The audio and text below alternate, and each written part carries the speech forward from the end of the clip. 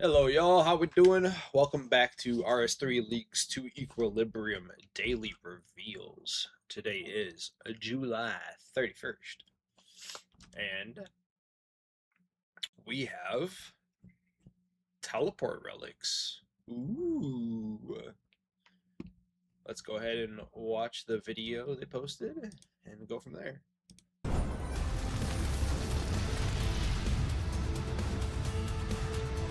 Nature's Network, Assassin's Insight, and Void Walker. Fairy Mushroom, teleport to any fairy ring, spirit tree, or farming patch. Oh! Nice.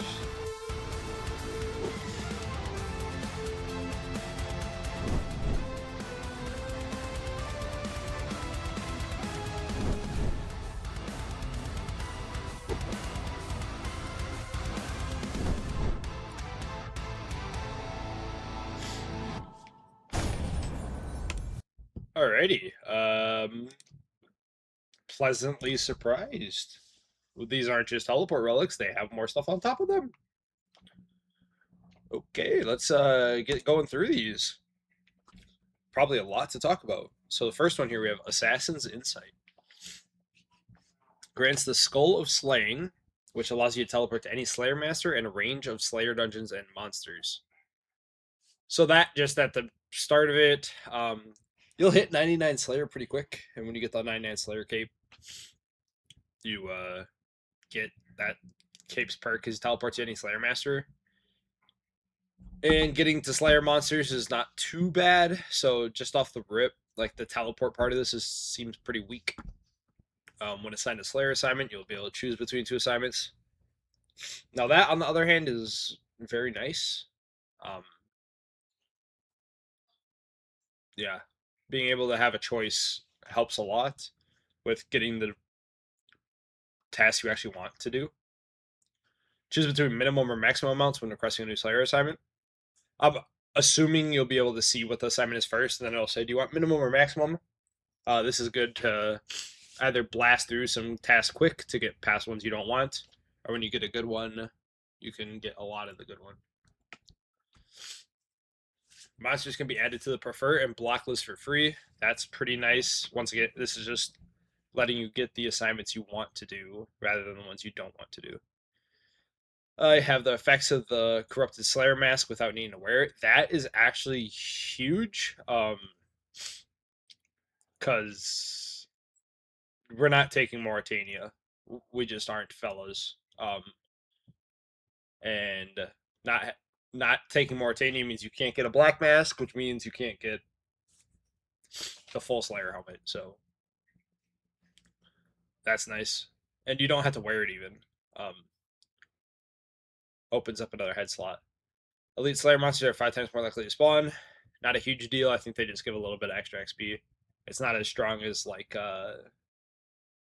superiors in old school. Oh, pause. Never mind. Elite Slayer monsters give 5 times Slayer XP when defeated. Make me eat my words instantly. So yeah, that'll be very strong. Slayers can be so fast, especially if you're taking the wilderness. You get any sort of demon or greater demon task, and you do the like larger variants out in the deep northeast wildy, the berserkers and ash lords. But if you're not doing those, that's going to be a lot of Slayer XP. Monsters are captured into Ushabtis 100% of the time. Okay, that's nice. If you don't know, an Ushabti, basically like a RuneScape Pokeball. Capture the creatures in them, and then if you unlock Desert, there's a player-owned Slayer dungeon in Sophanum, Menaphos area down there. It's like kind of between the two. And you can put creatures in there, and you have like your own personal place to do Slayer. So there's never any other player competition and stuff, which is super nice. So that's pretty good. Lots of big Slayer benefits. A lot more than just a teleport relic. Grants a Nature's Network grants a fairy mushroom, which allows you to teleport to any fairy ring, spirit tree, or farming patch. In the past, this has been pretty strong because there are a lot of those patches and spirit trees and fairy rings and stuff. So it gives you a lot of variety of teleports. And that in itself is strong. But now patches are harvested instantly and produce is automatically noted, which is super nice. Farming is going to be so fast. If you got to get your own herbs and stuff. Taking this relic makes you think about maybe not needing one of those other relics we've already went over that gives you herbs and supplies and stuff, because just farming will be so quick. All patches are always treated with ultra compost. Things just won't die very often. 25% chance to save planted seeds when sowing, so you'll get a lot of seeds back. Herb seeds are planted at max amount with only the base amount of seeds used. That's actually huge. If you don't know what that is, there's a like somewhat newer, not super new, but there's a Crux Equal shop, and that you can change how many seeds you plant at a time, and it raises the minimum amount harvested from the patch. So with this, you're getting the max amount, which I think is like it'll be like minimum 7-8 herbs something per patch, and you're only going to use one seed, which is super nice. And then we got Void Walker. Grants an Abyssal Conduit, a powerful item that provides unlimited teleports and falling jewelry pieces. Okay, so this is just like the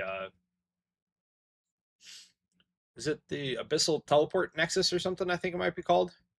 Looks exactly like this icon, and it's just got like all the teleport jewelry in it. So yeah, a lot of different teleports. Eventually, this is like something you can make, so you could look at it that way, where it's like, oh, I can just make that eventually. So it might not feel as strong, but it's pretty nice. Especially, usually teleport relics are usually pretty early, and this is a pretty late game item typically, so you get access to it right away. Occasionally gain void shards. Void shards can be opened to gain 1 clue scroll and 1 piece of the following loot. Occasionally gain. I wonder if it's like while skilling, and you have to have it on you. I'm not sure.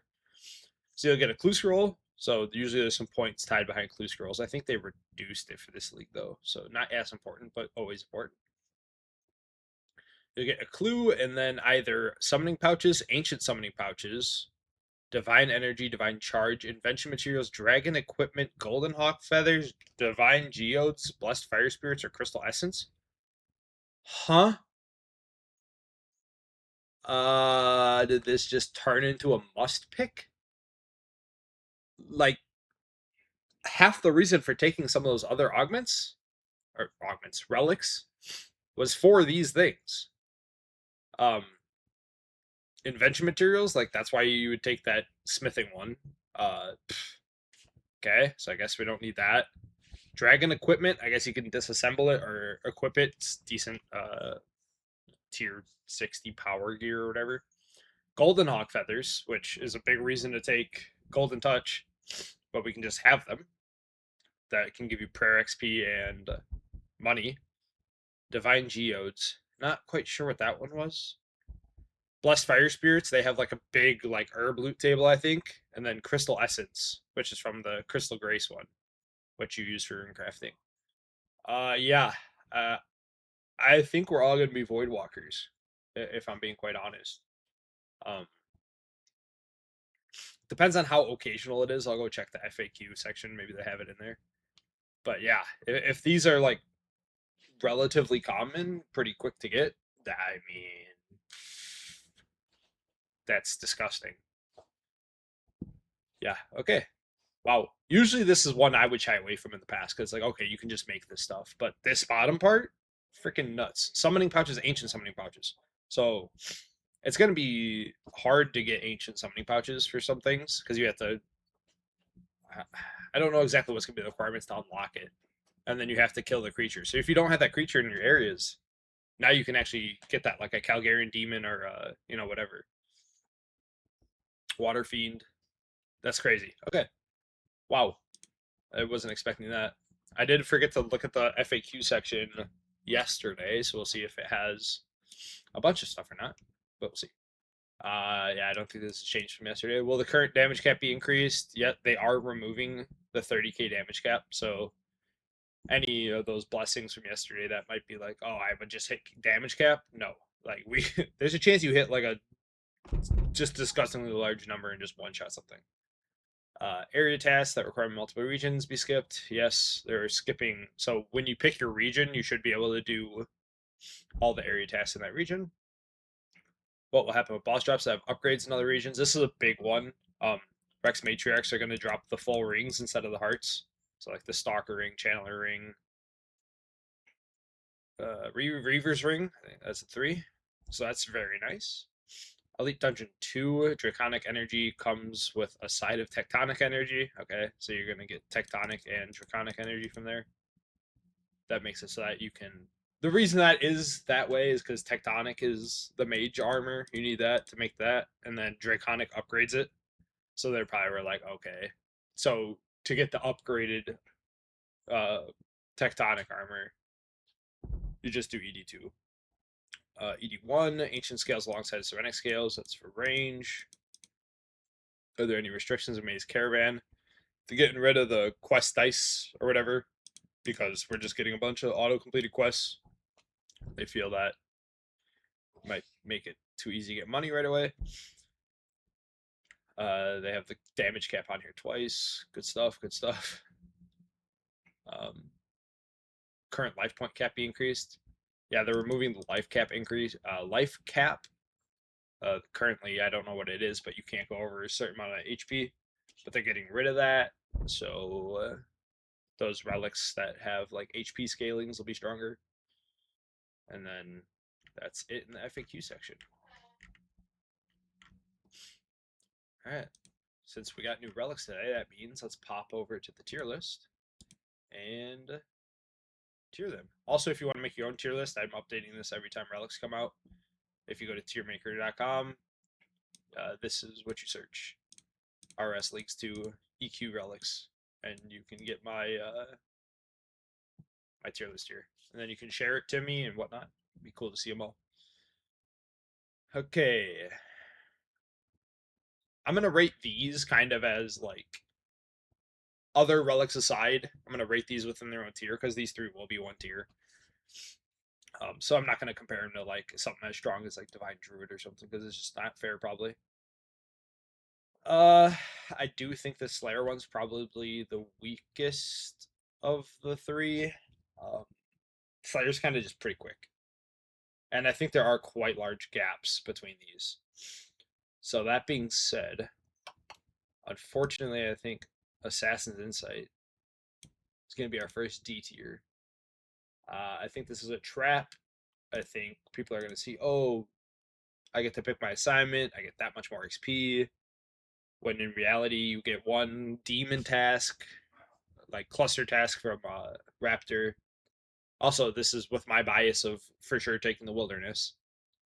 You get a greater demon task, a demon task, you go to the Berserkers, boom. Like, Slayer's just done. This one's very strong if you don't want to pick one of those relics that gives you herbs and stuff. Because it just speeds the farming a ton, so I'm going to slap that one in B tier.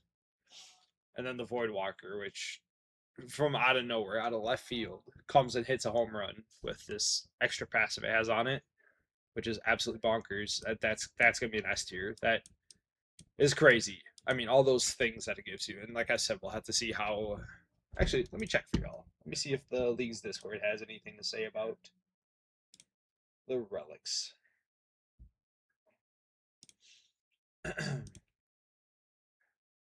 Yeah, it just says occasionally, so... Yeah. I don't know how often you're going to get them, but if it's at any sort of relative frequency, it's going to be just broken. That's all I have for you guys today. Comment down below which teleport relic you're thinking.